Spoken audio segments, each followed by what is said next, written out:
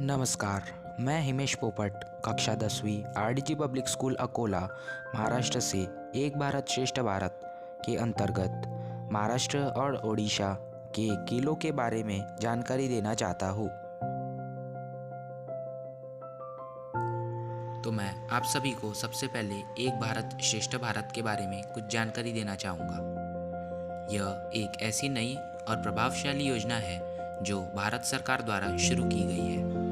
भारत के प्रधानमंत्री श्री नरेंद्र मोदी ने राष्ट्रीय एकता दिवस 31 अक्टूबर 2015 सरदार वल्लभ भाई पटेल के जन्म दिवस पर शुरू की थी। इस योजना का उद्देश्य मौजूदा सांस्कृतिक संबंधों के माध्यम से देश के विभिन्न लोगों में एकता को बढ़ावा देना है। तो आइए अब हम बात करते हैं कि किले क्यों बनाए जाते थे। किले दुश्मन से सुरक्षा पाने के लिए बनाए जाते थे। इन्हें गढ़ और कोट भी कहते हैं। यह वह स्थान है जिसके भीतर राजा, सरदार और सेना के सिपाही रहते थे। यह इन्हीं के सुरक्षा के लिए बनाए जाते थे। किले ऊंचे भी इसलिए बनाए जाते थे ताकि उन पर आक्रमण आसानी से न हो सके। आधुनिक युग में युद्ध के साधनों और रण कौशल में वृद्धि तथा परिवर्तन हो जाने के कारण किलों का महत्व समाप्त हो गया है और इनकी अब कोई आवश्यकता भी नहीं रही।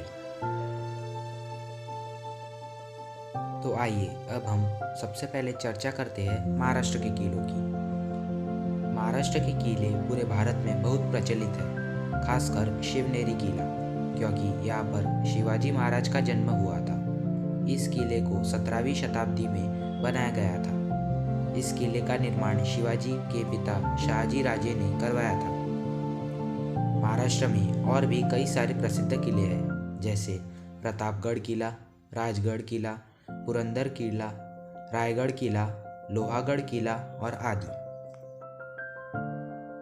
तो आइए अब हम चर्चा करते हैं ओडिशा के किलों की।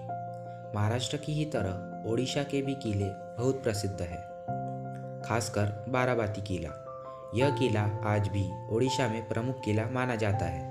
इसे लैटेराइट और बलुआ पत्थर से 14वीं शताब्दी में बनाया गया है। इस किले के गहरे लाल रंग को काफ़ी दूर से देखा जा सकता है। इस किले का निर्माण राजा मुकुंद देव ने किया है।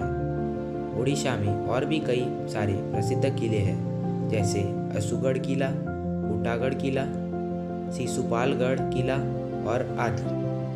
तो मैं यह आशा करता हूँ कि आप सभी को मेरी जानकारी बहुत पसंद आई होगी। धन्यवाद।